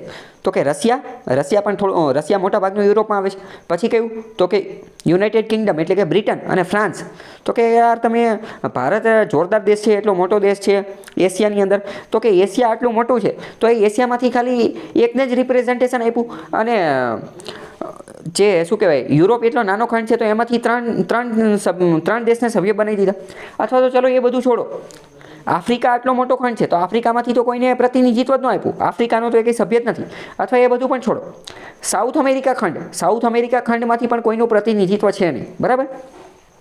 તો આ એની સૌથી મોટી ટીકા છે. કોઈ પૂછે કે ભાઈ ભારતને સભ્ય બનાવવો જોઈએ, સિક્યુરિટી કાઉન્સિલનું પરમેનન્ટ મેમ્બર બનાવવું જોઈએ, તો કે હા, બનાવવું જોઈએ. સૌથી મોટું જ કારણ આ છે કે ભાઈ તમે યુરોપમાંથી 3 દેશ બનાવી દીધા છે, તો આફ્રિકામાંથી એકય નથી, એશિયામાંથી એક જ છે, અને જે સાઉથ અમેરિકામાંથી પણ એકય નથી, બરાબર. તો આ બધી વાત છે, ઓકે. તો આ 5 પરમેનન્ટ અને 10 નોન પરમેનન્ટ હોય. આ જે નોન પરમેનન્ટ જે છે ને એને ચૂંટવામાં આવે, એને ચૂંટવામાં આવે અને દર થોડા વર્ષો માટે જે છે એ બનાવવામાં આવે, બરાબર. એ દર થોડા વર્ષે બદલાતા રહે. હવે આ જે 5 પરમેનન્ટ છે ને, 5 પરમેનન્ટ, એની પાસે વીટો પાવર હોય. એની પાસે શું હોય? Veto power. એની પાસે વીટો પાવર હોય ને એટલે કોઈ પણ ડિસિઝન, કોઈ પણ નિર્ણય લેવાનો હોય ને તો એને વીટો કરી નાખે. વીટોનો મતલબ જ થાય ના પાડવી. એટલે કે જો એને ના પાડી દે, એની મંજૂરી અટકાઈ દે ને, તો પછી એની ઉપર આગળ કામ ધંધો જે છે એ થઈ શકે નહીં, ઓકે. તો હવે સિક્યુરિટી કાઉન્સિલ મગજમાં બેસી ગયું. ફરીથી સિક્યુરિટી કાઉન્સિલના હું તમને ખાલી મહત્વના કીવર્ડ કહી દઉં. સિક્યુરિટી કાઉન્સિલ એટલે કે most powerful body. Most powerful body. એક રીતે એને એક્ઝિક્યુટિવ કહી શકાય, કારોબારી કહી શકાય. લેજિસ્લેટિવ અને એક્ઝિક્યુટિવ, આનો ડિફરન્સ આપણે બહુ પહેલાં સમજી ચૂક્યા છીએ, બરાબર. તો આ એક રીતે ઓરિજિનલ પાવર કોની પાસે છે? ઓરિજિનલ પાવર એક્ઝિક્યુટિવ પાસે છે, આ સિક્યુરિટી કાઉન્સિલ પાસે છે. કેટલા સભ્ય છે? તો કે 15. 15ની અંદર કોણ? તો કે 10 નોન પરમેનન્ટ અને 5 પરમેનન્ટ. 5 પરમેનન્ટ કયા છે એ આપણે જોઈ લીધું, બરાબર. યુએસએ, યુકે, ફ્રાન્સ, રશિયા અને ચાઇના, બરાબર. અને 10 નોન પરમેનન્ટ એ વારંવાર સમયાંતરે જે છે એ બદલાતા રહેતા હોય. થોડા સમય પહેલાં ભારત હતું, પાકિસ્તાન પણ બનતું હોય છે, બધા અલગ વારંવાર જે છે એ ફરતા રહેતા હોય, બરાબર. આમાં પણ બધાને જે છે એ એક વોટ આપવામાં આવે. એ વન નેશન વન વોટ, 15ને એક વોટ આપવામાં આવે. પરંતુ જો ઓલા 5 પરમેનન્ટમાંથી કોઈ એકાદું વીટો કરી નાખે તો પછી એ નિર્ણય લઈ શકાય નહીં, બરાબર. ચલો પછી આગળ ત્રીજું છે ઇકોસોક. તો કે ઇકોસોક એટલે શું? તો કે ઇકોનોમિક એન્ડ સોશિયલ કાઉન્સિલ. હવે આનો ધંધો શું હશે? તો કે નામ ઉપરથી જ ખબર પડી શકે. આખા વિશ્વની અંદર જે કોઈ પણ ઇકોનોમિક, આર્થિક બાબતોની અંદર કંઈક ચર્ચા વિચારણા કરવાની હોય, આર્થિક પોલિસી બનાવવાની હોય, વિશ્વને આર્થિક રીતે સદ્ધર કઈ રીતે બનાવવું, આર્થિક બાબતોની અંદર આગળ કઈ રીતે આવવું એની માટેનું કામ કરે, બરાબર. પછી બીજું છે સોશિયલ, તો કે સામાજિક બાબતોની અંદર પોલિસી કઈ રીતે બનાવવી, સામાજિક બાબતોની અંદર આગળ કઈ રીતે આવવું, એની માટે આ આખું કામ કરે, બરાબર. તો પર્યાવરણીય ચેલેન્જ હોય કે ક્લાઇમેટ ચેન્જ સામે લડવાની બાબત હોય કે એ ગમે હોય તો એ બધું આ ઇકોસોક કરશે. ઇકોનોમિક આર્થિક બાબતે અને સામાજિક બાબતોની અંદર કંઈ ચર્ચા વિચારણા ગમે કંઈ કરવાનું હોય તો આ જે છે એ ત્યાંને લેવામાં આવે. યુપીએસસી મેઇન્સની અંદર આ પ્રશ્ન જે છે એ પૂછાઈ ગયેલો છે. મેઇન્સની અંદર તો વિચારો કે મેઇન્સની અંદર 2 પાના લખવા ઇકોસોક ઉપર, તો એ થોડી ચેલેન્જિંગ બાબત કહેવાય. પણ કીવર્ડ ટેકનિકનો ઉપયોગ કરી શકો કે ભાઈ યુનાઇટેડ નેશન્સનું ઇકોસોક શું કરતું હોય, તો કે ઇકોનોમિક અને સોશિયલ, સામાજિક અને આર્થિક બાબતોના ઉદ્ધાર માટેની એ બધા માટેનું કામ કરતું હોય. ઓકે, ચલો હવે ત્રીજા નંબરનું છે ટ્રસ્ટીશિપ કાઉન્સિલ. તો આ જે ટ્રસ્ટીશિપ કાઉન્સિલ જે છે આ પહેલાં તો શું છે, તો કે આ તો જ્યારે બીજું વિશ્વયુદ્ધ જે છે ને એની આજુબાજુની વાત છે, ત્યારે અમુક જે ટેરેટરી જે છે એને સેલ્ફ ગવર્મેન્ટને એ બધું આપવાનું હતું અથવા ઇન્ડિપેન્ડન્સ સ્વતંત્રતા આપવાની હતી. તમને ખ્યાલ હશે કે બ્રિટને તો 200 કરતાં વધુ દેશોને ગુલામ બનાવી દીધા હતા, અને સેકન્ડ વર્લ્ડ વોર જે છે એની અંદર પણ ઘણા બધા દેશો જે છે એ ગુલામ હતા. પરંતુ બીજું વિશ્વયુદ્ધ પૂરું થયું પછી ધીમે ધીમે બધા દેશો જે છે ને એ આઝાદ થવા લાગેલા હતા. તો ત્યારે અમુક દેશ જે છે ને એ ટ્રસ્ટી બનેલા હતા અથવા ટ્રસ્ટીશીપ બનેલા હતા. તો આ એની હારે લેવા દેવા છે. ખાલી આપણે એટલું યાદ રાખવાનું છે કે આ 11 ટ્રસ્ટ ટેરેટરીઝ હતી જે તે સમયે, અને એ 11 ટ્રસ્ટ ટેરેટરી ઉપર દેખરેખ રાખવા માટે, સુપરવાઇઝ કરવા માટે ટ્રસ્ટીશિપ કાઉન્સિલ બનાવેલી હતી, બરાબર. જે અત્યારે એટલું બધું એનું કંઈ કામ છે નહીં. ઓકે, બરાબર. ચલો હવે બીજું એનું અંગ છે ઇન્ટરનેશનલ કોર્ટ ઓફ જસ્ટિસ. ચલો અહીંયા હું તમને બીજી એક વાત કહું કે સરકાર હોય ને તો એના 3 અંગ હોય: લેજિસ્લેટિવ, એક્ઝિક્યુટિવ અને જ્યુડિશરી. તો તમે મને કહી શકશો કે શું આપણે યુનાઇટેડ નેશન્સની અંદર પણ આપણને આ 3 અંગો જોવા મળે છે, લેજિસ્લેટિવ, એક્ઝિક્યુટિવ અને જ્યુડિશરી? અને જોવા મળતા હોય તો કઈ કઈ જગ્યાએ જોવા મળે છે?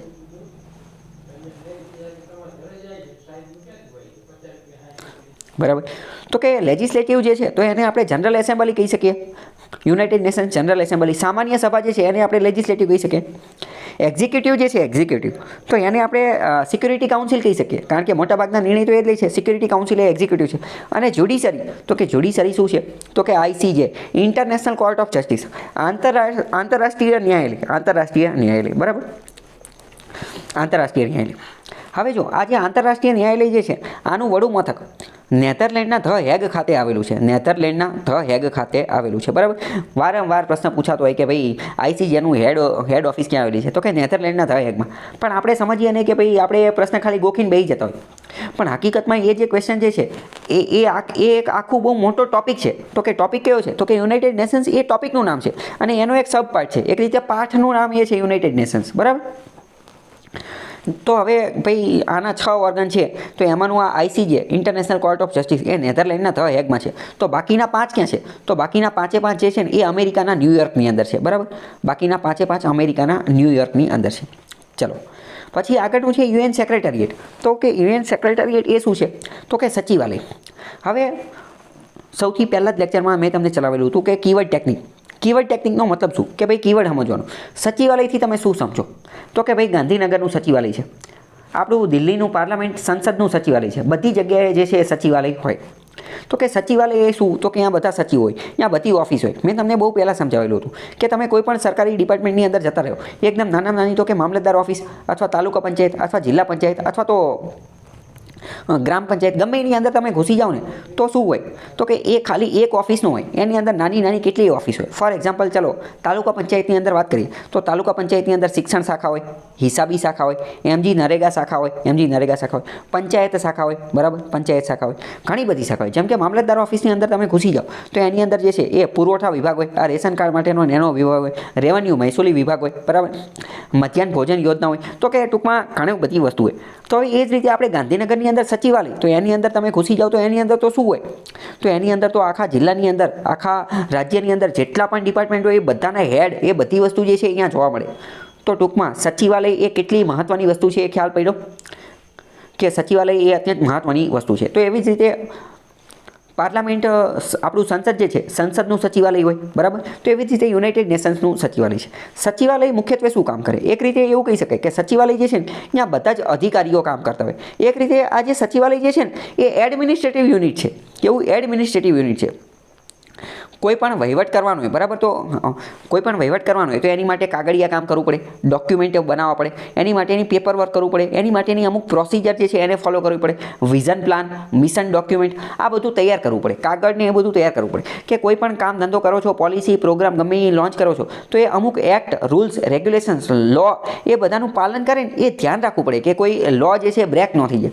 તો એ બધું નક્કી કોણ કરે? એ બધું નક્કી આ સેક્રેટરી સચિવાલયની અંદર થાય, બરાબર. તો એવી જ રીતે યુએનનું સેક્રેટરીએટ છે.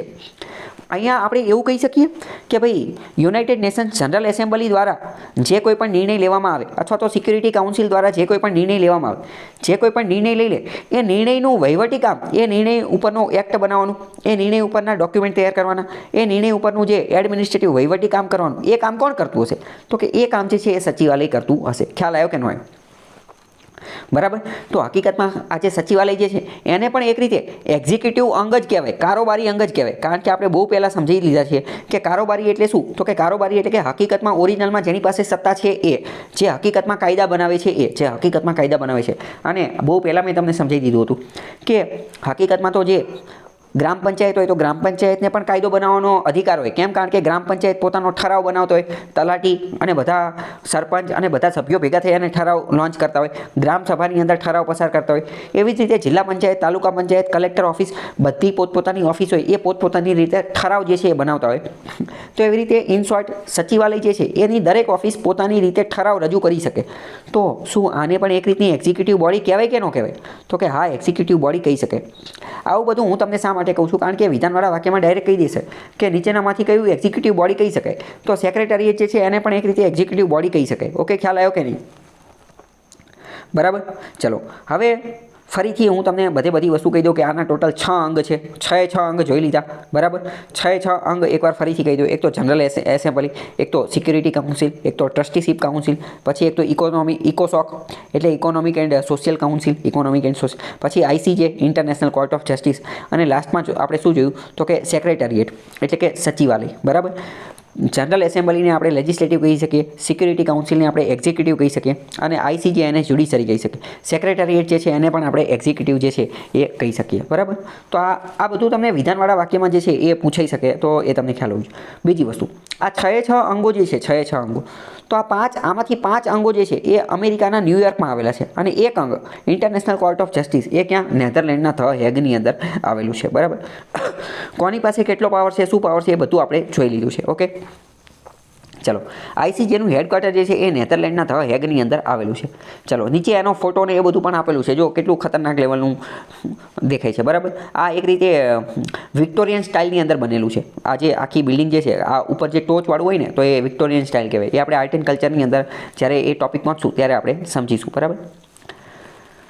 બીજી વાત કરીએ યુનાઇટેડ નેશન્સનું હેડક્વાર્ટર, યુનાઇટેડ નેશન્સનું જે સેક્રેટરીએટનું હેડક્વાર્ટર, બીજા 5 જે છે ને, તો એ તો ન્યૂયોર્કમાં જ આવેલા છે, બરાબર. તો એની પણ બિલ્ડિંગ મેં નીચે મૂકેલી છે. સચિવાલય જે યુએનનું જે સેક્રેટરીએટ કે જે એક્ઝિક્યુટિવ બોડી છે, તો જો આ કાચવાળી એક બિલ્ડિંગ દેખાય છે, તો આ ન્યૂયોર્કની અંદર આવેલી છે. ઘણી બધી ન્યૂઝની એ બધાની અંદર આવી બિલ્ડિંગ જે છે એ બતાવતા હોય. તો આ બિલ્ડિંગ કઈ છે? તો આ બિલ્ડિંગ જે છે એ કઈ છે? તો કે યુએન સેક્રેટરીએટ છે. મેં તમને કીધું કે હજી એવું બનતું નથી, પરંતુ કદાચ ભવિષ્યમાં તમે એ રીતે પણ તૈયાર હોવા જોઈએ કે પ્રશ્ન MCQ એવો પૂછે કે આ બિલ્ડિંગ આપી દે અને કહી દે કે આ ફેમસ બિલ્ડિંગ કઈ છે, તો તમે એની માટે પણ તૈયાર હોવા જોઈએ. તો આ બિલ્ડિંગ જોઈને તરત તમે કહી શકો કે ભાઈ આ તો જે છે એ યુનાઇટેડ નેશન્સનું જે છે એ સેક્રેટરીએટ છે, બરાબર. જે આઈસીજેની બિલ્ડિંગ બતાવે તો એ પણ તમને ખબર પડી જવી જોઈએ, બરાબર. નીચે 6 અંગોના નામ ને એ બધું જે છે એ લખેલું છે, બરાબર. નીચે 6 અંગોના નામ ને એ બધું ડિટેલમાં પણ મેં સમજાવેલું છે. સ્પેશિયલાઇઝ્ડ એજન્સી છે, શું છે, કઈ રીતે કામ કરે. બીજી વાત કરીએ કે યુનાઇટેડ નેશન્સના જે 6 અંગો જે છે ને, એ બધા યુનાઇટેડ નેશન્સના એક ચાર્ટર દ્વારા બનેલા છે. એ છે શેના? યુનાઇટેડ નેશન્સના ચાર્ટર દ્વારા બનેલા છે. તો આ પણ તમને વિધાનવાળા વાક્યમાં પૂછી લેશે કે ભાઈ આ 6 અંગો કોના દ્વારા? તો કે એક ચાર્ટર દ્વારા બનેલા છે, બરાબર. ચલો નીચે જોઈ લો કે, અને બીજું, ચલો યુનાઇટેડ નેશન્સ જનરલ એસેમ્બલી મેં તમને કીધું હતું કે આમાં 193 દેશ છે. તો આ આખું જે છે ને, આ જનરલ એસેમ્બલી એનું હું તમને એક બીજું કામ કહી દઉં કે આ એક રીતે ફોરમ તરીકેનું કામ કરે છે. ફોરમ એક અત્યંત મહત્વનો કીવર્ડ છે. આ શેની તરીકે કામ કરે છે? તો કે ફોરમ તરીકે કામ કરે છે. ફોરમનો મતલબ શું એ સમજી લો. ગમે અહીંયા ફોરમ શબ્દ આવે એટલે તમારે વિચાર લેવાનું કે ફોરમનો મતલબ શું, કે આ એક એવી જગ્યા છે કે જ્યાં બધા લોકો ભેગા થશે, ચર્ચા વિચારણા કરશે, ડિસ્કશન કરશે, ડેલિબરેશન કરશે અને બધા પોતપોતાનો પક્ષ વિપક્ષ પોતાના ઓપિનિયન મંતવ્યો રજૂઆત કરશે. પરંતુ આ જે મંતવ્યો જે છે એ કેવા હશે, એ કોઈ ઉપર બાધ્ય હશે નહીં. માત્ર આવી અને વાતું કરવાની. બરાબર, આપણે કેમ પાનના ગલ્લે 5-6 ભાઈબંધ ભેગા થઈ અને વાતું કરતા હોય તો એને એક રીતે ફોરમ કહેવાય. બરાબર, તો ચલો હવે હું તમને એક પ્રશ્ન પૂછું કે યુનાઇટેડ નેશન્સ જનરલ એસેમ્બલીની અંદર જે કોઈ પણ ચર્ચા વિચારણા થાય અથવા જે કોઈ પણ વાતચીત થાય, શું એ બધા દેશો 193 દેશ ઉપર બાધ્યકારી છે? શું એમને માનવી ફરજિયાત છે? તો કે ના, એ માનવી ફરજિયાત નથી. કેમ? કારણ કે અત્યારે તો કહી દીધું કે ફોરમનો મતલબ જ થાય કે ફોરમનો મતલબ માનવું નહીં માનવાનું. ફોરમ એ ફરજિયાત છે નહીં. બરાબર, તો વિધાનવાળા વાક્યમાં કહી દે કે ભાઈ યુનાઇટેડ નેશન જનરલ એસેમ્બલી એક ફોરમ છે, તો એ વાત સાચી. મલ્ટીલેટરલ ડિસ્કશન માટેનું કામ કરે છે, તો એ વાત પણ સાચી. ફોરમ અને મલ્ટીલેટરલ ડિસ્કશન. બરાબર, આ યુએન જે આ જનરલ એસેમ્બલી જે છે એ 10 જાન્યુઆરી 1946માં બનેલું હતું. પહેલાં એ જે છે ને એ લંડનની અંદર હતું. ક્યાં? લંડનની અંદર. પરંતુ પછી, અને ત્યારે 51 દેશ એના સભ્ય હતા, પરંતુ પછી અત્યારે તો 193 છે અને અત્યારે તો ન્યુયોર્કની અંદર પહોંચી ગયું છે. બરાબર, ચલો પછી આ ચલો આજે યુએનજીએ જે છે ને એને હેડ કોણ હોય? તો એને હેડ હોય સેક્રેટરી જનરલ. કોણ? United nation secretary general. આપણે એવું કહેતા હોઈએ છીએ યુનાઇટેડ નેશન સેક્રેટરી જનરલ. શું આપણે એવું કહી શકીએ કે ભાઈ આ સેક્રેટરી જનરલ એક રીતે અધ્યક્ષ જેવું કામ કરે? આપણે કેમ પાર્લામેન્ટની અંદર અધ્યક્ષ હોય, એ અધ્યક્ષ બધો કામ ધંધો ને એ બધું નક્કી કરે, તો આ સેક્રેટરી જનરલ એ અધ્યક્ષ જેવું કામ કરે યુનાઇટેડ નેશન જનરલ એસેમ્બલીનું. એવું કહી શકાય કે ન કહી શકાય? તો કે હા, એ કહી શકાય. બરાબર, તો કે આના હેડ કોણ હોય? Secretary general. તો એ પણ તમને ખ્યાલ હોવો જોઈએ. સેક્રેટરી જનરલ જે છે એ એજન્ડા બનાવવાનું ને એ બધું કામ કરશે. બરાબર, અથવા યુએનજીએનું કામ શું છે? તો કે એજન્ડા બનાવવાનું. એજન્ડાનો મતલબ શું? એજન્ડા એ અત્યંત મહત્વનો કીવર્ડ છે, યાદ રાખો. તમે નોકરી મળી જશે ને પછી પણ તમારે એજન્ડા શબ્દનો કીવર્ડ તમે ત્યારે વધારે સારી રીતે સમજી શકશો. ગમે ત્યારે કોઈ પણ મિટિંગ કરવાની હોય કે ગમે કંઈ કરવાનું હોય ને તો પહેલેથી એનો એજન્ડા ફિક્સ હોય. કોઈ પણ મિટિંગ કે કરવાની. ફોર એક્ઝામ્પલ માની લો કે તમે કાલ સવારે કલેક્ટર બની ગયા, તો ગુજરાતના બધા કલેક્ટરને ભેગા થઈને એની રિવ્યૂ મિટિંગ લેવાની હોય. બરાબર, રાજ્ય લેવલે એની મિટિંગ લે. માની લો કે તમે એકદમ નાની વાત કરીએ કે એકદમ નાનો કર્મચારી ગ્રામ્ય લેવલે કોણ હોય? તો કે તલાટી. માની લો કે તમે તલાટી બની ગયા, તો કે દર ગુરુવારે જે છે એ ટીડીઓ ઓફિસની અંદર બધા તલાટીઓની મિટિંગ હોય. માની લો કે તમે ટીડીઓ બની ગયા, તો દરેક ટીડીઓ જે છે જિલ્લાના બધા ટીડીઓની એક ઓફિસ હોય, એની મિટિંગ હોય. બધા ટીડીઓની એક મિટિંગ હોય જિલ્લાની અંદર. માની લો કે તમે ડીડીઓ બની ગયા, કલેક્ટર બની ગયો, તો કે બધાની મિટિંગ હોય. બધા જે છે એની મિટિંગ હોય. માની લો કે તમે વિકાસ કમિશનર બની ગયા, તો વિકાસ કમિશનરની દિલ્હી લેવલે મિટિંગ હોય. તો ઇન શોર્ટ, ગમે એ જ્યારે મિટિંગ હોય ને તો મિટિંગમાં હું એમને જતું રહેવાનું? તો કે ના, એમને ન જતું રહેવાનું. તૈયારી કરીને જવાનું. તો કે શેની તૈયારી કરવાની? ભાઈ કામ તો અઢળક હોય. સરકારી અધિકારી હોય તો એની પાસે તો લાખો કરોડો કામ હોય. તો કે તૈયારી કરવાની કઈ રીતે? તો કે તૈયારી એ રીતે કરવાની કે એનો એજન્ડા પહેલાંથી નક્કી કરેલો હોય કે ભાઈ માની લો કે આજનો આ વખતની મિટિંગનો એજન્ડા શું છે? તો કે ભાઈ MDM મધ્યાહન ભોજન યોજના જે છે ને એની સમીક્ષા કરવાની છે. આ યોજના જે છે એની અત્યારે એગ્રી સ્ટેક ચાલે છે. બરાબર, તો એગ્રી સ્ટેકની સમીક્ષા જે છે કરવાની છે. હમણાં કૃષિ હેલ્પલાઇન ચાલુ કરેલી છે. બરાબર, તો કૃષિ બાબતની વસ્તુ જે છે એની આપણે સમીક્ષા કરવાની છે. આપણે નવો પ્રોજેક્ટ આ એગ્રી સ્ટેકની વાત થઈ ગઈ. બરાબર, અથવા તો આજે થોડા સમય પહેલાં તુફાન ને એ બધું આવેલું હતું, જે ડિઝાસ્ટર આવેલું હતું, તો ડિઝાસ્ટરની અંદર કેટલું નુકસાન એ બધું થયું, તો એની સમીક્ષા કરવાની છે. તો ઇન શોર્ટ, એજન્ડા તમારા મગજમાં બેસી ગયું. પ્રાઇવેટ કંપની હોય ને તો પ્રાઇવેટ કંપનીની અંદર તે મિટિંગ ને બધું થાય ને તો એનો એજન્ડા નક્કી કરેલું હોય. જ્યારે વિશ્વના જે બધા અલગ અલગ નેતાને એ બધા મળે ને, મોદીને બાઇડન મળતા હોય કે ટ્રમ્પ મળતા હોય કે પુતિનને આ બધા મળતા હોય, તો એ જે મિટિંગ હોય ને એ મિટિંગનો એજન્ડા પહેલેથી ફિક્સ હોય. કારણ કે હવે તમે વિચારો, એજન્ડા ફિક્સ કરવો જરૂરી છે કે નહીં? તો કે આ જરૂરી છે. કારણ કે નહીં તો પછી અહીંયા જઈને વાત શું કરવાની? પહેલાં કંઈક હોમવર્ક કરીને તો આવવા જોઈએ ને. પહેલાં એજન્ડા આપી દીધો કે આટલી વસ્તુ ઉપર વાતચીત કરવાની છે, તો જ તે એની ઉપર હોમવર્ક કરીને જાવીને તો જ તે કંઈક ત્યાં જઈને જવાબ આપી શકવી ને. નકર તો આડું ગમે પૂછી લે કે બધું થોડી કંઈ યાદ રાખીને ગયા હોય. તો in short, United Nations general assembly એનું એક મુખ્ય કામ શું છે? તો કે એજન્ડા ફિક્સ કરવાનું. અને એજન્ડા ફિક્સ કરવા માટેનું કામ એ એજન્ડા ફિક્સ કઈ રીતે કરશે? તો કે સેક્રેટરી જનરલ કહેશે, તો સેક્રેટરી જનરલ જે છે એનો રોલ અહીંયા મહત્વનો બની જશે. સેક્રેટરી જનરલ, બરાબર, કે એ એજન્ડા ફિક્સ કરશે. હવે અને આની માટેની બીજી ભલામણ જે છે સિક્યુરિટી કાઉન્સિલ પણ આપી શકે કે આવો એજન્ડા જે છે ફિક્સ કરવાનું છે. ઇન શોર્ટ, એજન્ડા તમારા મગજની અંદર બેસી ગયું કે નહીં? એજન્ડા શું છે? ઓકે, ચલો હવે એજન્ડા ને એ બધું હોય પછી યુનાઇટેડ નેશન જનરલ એસેમ્બલી બીજું કામ પણ કરી શકે. અમુક રિઝોલ્યુશન પસાર કરી શકે. રિઝોલ્યુશનને ગુજરાતીમાં કહેવાય ઠરાવ. મેં તમને બહુ પહેલાં સમજાવી દીધું. રિઝોલ્યુશન એટલે કંઈ ઠરાવ. તો આ અત્યંત મહત્ત્વની વસ્તુ છે કે ગ્રામ પંચાયત જે છે એ પોતાના ઠરાવ રજૂ કરી શકે, પોતાના કાર્યક્ષેત્રમાં જે આવતું હોય એવા ઠરાવ બની શકે. નગરપાલિકા, મહાનગરપાલિકા, નગર પંચાયત આ લોકો પણ પોતાના ઠરાવ રિઝોલ્યુશન બનાવી શકે.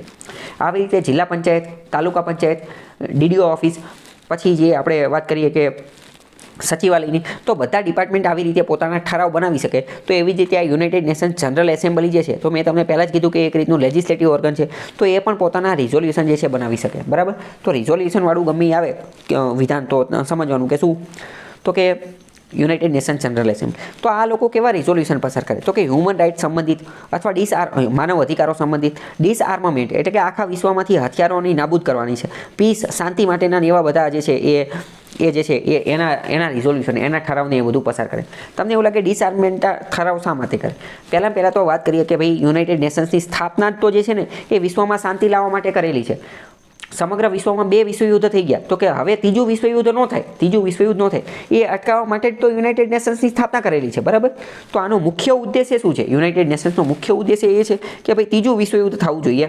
પણ જોકે અત્યારે લોકો આની ટીકા એ રીતે પણ કરે છે કે યુનાઇટેડ નેશન્સ પોતાનું કામ જે છે એ યોગ્ય રીતે કરી રહ્યું નથી. કે ભાઈ કોવિડ પેન્ડેમિક આવી ગયો તો ત્યારે એણે આને કંઈ કર્યું નહીં. બરાબર.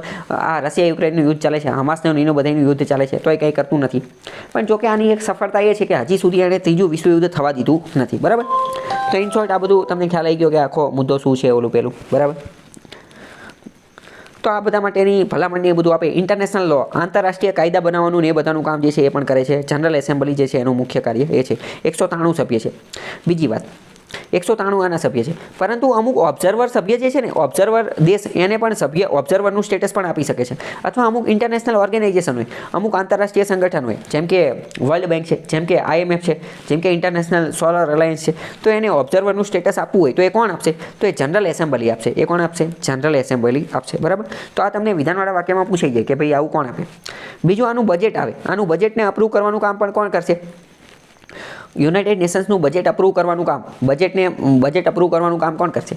મેં તમને કીધું ને કે આને આપણે ભારતની જે સંસદ ને એ બધું જે છે ને એની સાથે સરખાવવાનું. ભારતમાં બજેટની અપ્રૂવ કોણ કરે છે? તો કે પાર્લામેન્ટ, સંસદ કરે છે ને. તો એવી રીતે અહીંયા બજેટને અપ્રૂવ કોણ કરશે? કયું 6 ઓર્ગનમાંથી કયું ઓર્ગન કરશે? જનરલ એસેમ્બલી જે છે એ શું કરશે? તો કે એ આ બજેટને પાસ કરશે. આમના બજેટની અંદર શું હોય? તો કે કેટલા પૈસા ક્યાં ખર્ચ કરવાના છે, હ્યુમેનિટેરિયન એડ આપવાની છે, અમુક દેશની અંદર ખાવા પીવાનું ને એ બધું આપવાનું છે, અથવા ક્યાંક યુદ્ધને એવું બધું ચાલે છે તો એનું અટકાવવાનું એ બધું ટૂંકમાં તો બજેટનું એ જનરલ એસેમ્બલી કરશે. ઓકે. પછી છે સિક્યુરિટી કાઉન્સિલ. તો સિક્યુરિટી કાઉન્સિલ ઓલરેડી મેં તમને બધું ચલાવી દીધું. બરાબર. ચલો બીજી મોસ્ટ ઇમ્પોર્ટન્ટ વસ્તુ, યુનાઇટેડ નેશન્સની અંદર એક બ્લુ હેલ્મેટ કરી અને એક વસ્તુ આવે, બ્લુ હેલ્મેટ, જેને કહેવાય પીસ કીપિંગ ફોર્સ. મેં તમને કીધું કે ભાઈ યુનાઇટેડ નેશન્સ એનું મુખ્ય કાર્ય શું છે? કે ભાઈ ત્રીજું વિશ્વયુદ્ધ ન થવું જોઈએ, વિશ્વમાં શાંતિ રહેવી જોઈએ. તો આની માટે એ શું કરે કે આખા વિશ્વની અંદર જે કોઈ પણ જગ્યાએ કોન્ફ્લિક્ટ હોય, જે કોઈ પણ જગ્યાએ યુદ્ધ, ડખા નવું બધું ચાલુ હોય, તો એ બધી જગ્યાએ શાંતિ માટે જે છે ને એ આ પોતાના સૈનિકો મોકલે, પોતાની આર્મી મોકલે. તો કે યુનાઇટેડ નેશન્સની એક રીતે પોતાની આર્મી છે. તો હકીકતમાં એની પોતાની આર્મી નથી, પરંતુ બધા દેશો જે છે ને, વિશ્વના બધા દેશો એ થોડા ઘણા સૈનિકો મોકલે. અને આ સૈનિકો જે છે ને એને બ્લુ હેલ્મેટ પણ કહેવામાં આવે. બ્લુ હેલ્મેટ કારણ કે એમને બ્લુ કલરના હેલ્મેટ પહેરેલા હોય એટલે. અને બીજું બ્લુ જે છે એને શાંતિનું પ્રતીક પણ એક રીતે માનવામાં આવે છે. અને આને પીસ કીપિંગ ફોર્સ કહેવામાં આવે છે. હવે કઈ જગ્યાએ પીસ કીપિંગ ફોર્સને ક્યાં ડેપ્લોય કરવાની, ક્યાં નહીં ડેપ્લોય કરવાની એ નક્કી કોણ કરે? એ નક્કી કરે United nation security council. Security council જે છે એ આ નક્કી કરે. સૌથી પહેલી વાર આ બ્લુ હેલ્મેટ પીસ કીપિંગ ફોર્સને ક્યાંય ડેપ્લોય કરવામાં આવેલા તો એ કોરિયન વોર, સાઉથ કોરિયા અને નોર્થ કોરિયાની વચ્ચે જે કોરિયન યુદ્ધ થયેલું હતું 1950ની અંદર, તો અહીંયા આને જે છે ડેપ્લોય કરેલા હતા. ખ્યાલ આવ્યો કે ન આવ્યો? આનું આ પણ ક્વેશ્ચન જે છે એ પૂછાઈ શકે. બરાબર. હવે આજે યુનાઇટેડ નેશન્સ સિક્યુરિટી કાઉન્સિલ જે છે તો એમાં કુલ કેટલા સભ્ય છે કહી શકશો તમે? એમાં સભ્ય કેટલા છે યુનાઇટેડ નેશન સિક્યુરિટી કાઉન્સિલમાં? કુલ કેટલા સભ્ય છે? એમાં કુલ 15 સભ્ય છે. બરાબર. હવે જો આ 15 સભ્ય છે તો આમાં પણ કોઈ એકને હેડ બનાવવો પડશે, તો એને કહેવાય પ્રેસિડેન્સી. એને શું કહેવાય? પ્રેસિડેન્સી. આપણે ઓલામાં શું કીધું હતું? Secretariat general. United nation general assembly જે છે તો એમાં જનરલ સેક્રેટરી કીધું. તો આમાં પ્રેસિડેન્સી કહેવાય. આ 15માંથી પણ એકને હેડ બનાવવો પડશે. તો આ હેડ કોને બનાવશે? તો આલ્ફાબેટિકલ ઓર્ડર, ઇંગ્લિશ આલ્ફાબેટિકલ ઓર્ડરના આધારે જે આવતું હોય એમાંથી દર થોડા ટાઈમે એક જણાને જે છે એ હેડ બનાવવામાં આવે. બરાબર. આ વસ્તુ મેં તમને શા માટે કીધી? તો આ એટલા માટે કે દર 1 મહિના માટે બનાવવામાં આવે. 1 મહિના માટે કોઈ જે છે એને હેડ બનાવવામાં આવે અને 1 મહિના માટે હેડ બનાવે ઇંગ્લિશના આલ્ફાબેટિકલ ઓર્ડરના. અમુક વાર ભારતને પણ આનો હેડ બનાવેલો છે, અમુક વાર પાકિસ્તાનને પણ આનો હેડ બનાવેલો છે. આ પ્રેસિડેન્સી જેની પાસે હોય ને એની પાસે એક ફાયદો એ રહે કે એ નક્કી કરશે કે કયા મુદ્દા ઉપર ચર્ચા કરવામાં આવશે. મતલબ શું? આને ચલો અહીંયા મેં તમને કીધું કે એ નક્કી કરશે કે કયા મુદ્દા ઉપર ચર્ચા કરવું, બરાબર. પણ હવે આને આપણે ટેકનિકલ ભાષામાં કહેવું હોય તો કઈ રીતે કહી શકાય? તમે કહી શકશો?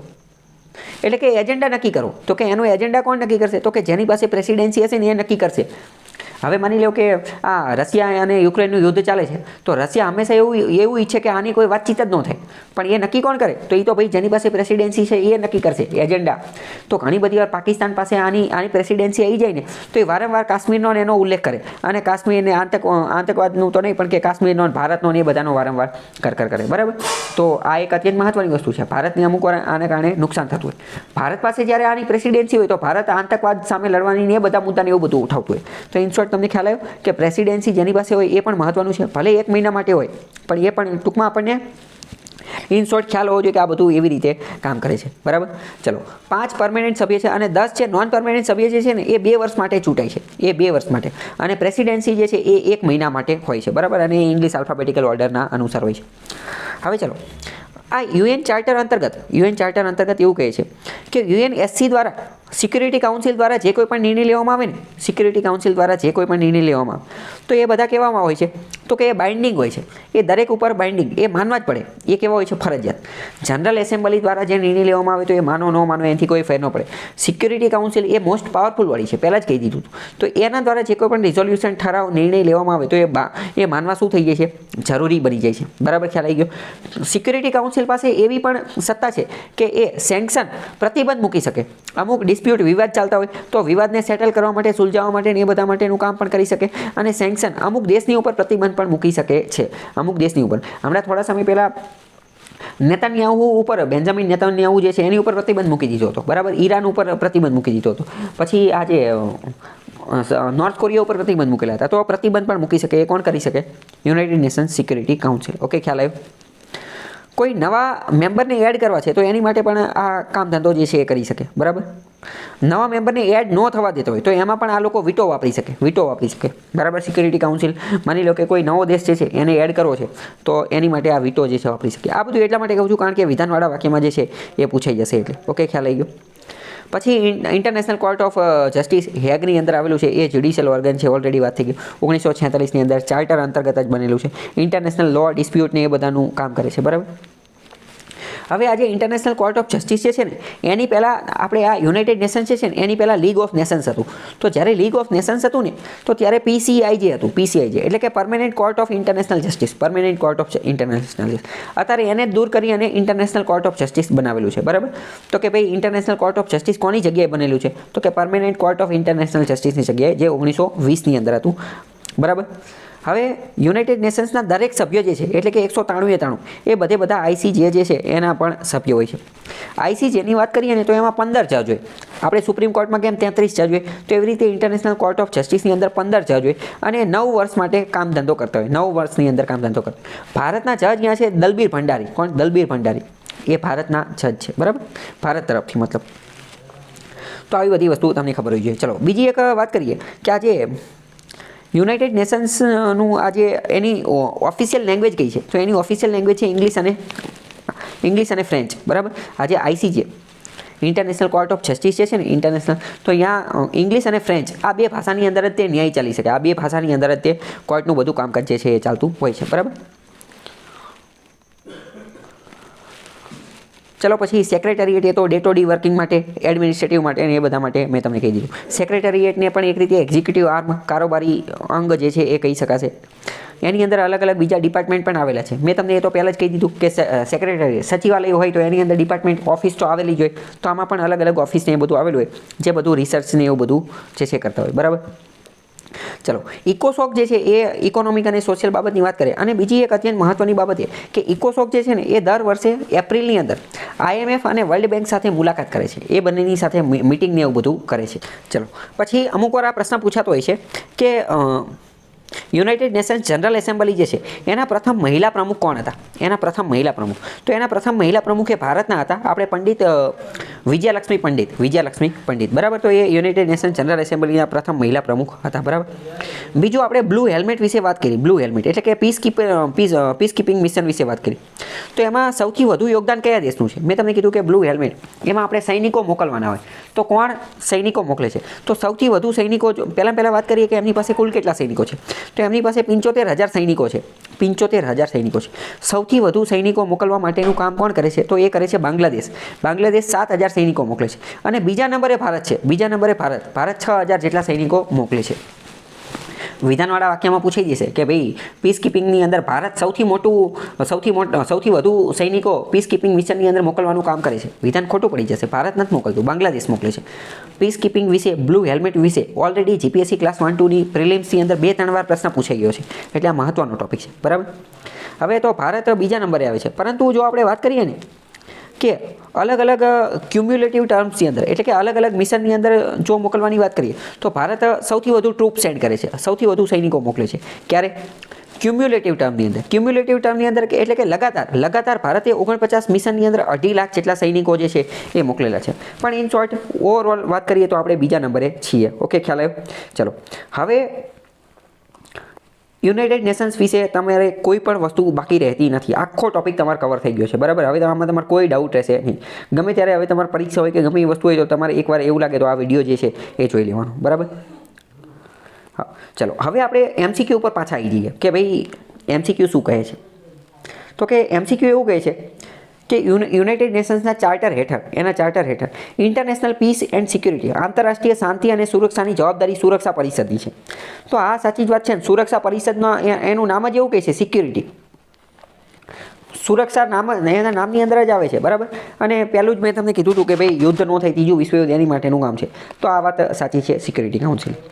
બીજું એવું કહે છે કે સિક્યુરિટી કાઉન્સિલમાં 5 કાયમી અને 10 અસ્થાયી સભ્યો હોય છે. સાચી વાત કે ખોટી વાત? તો કે આ સાચી વાત.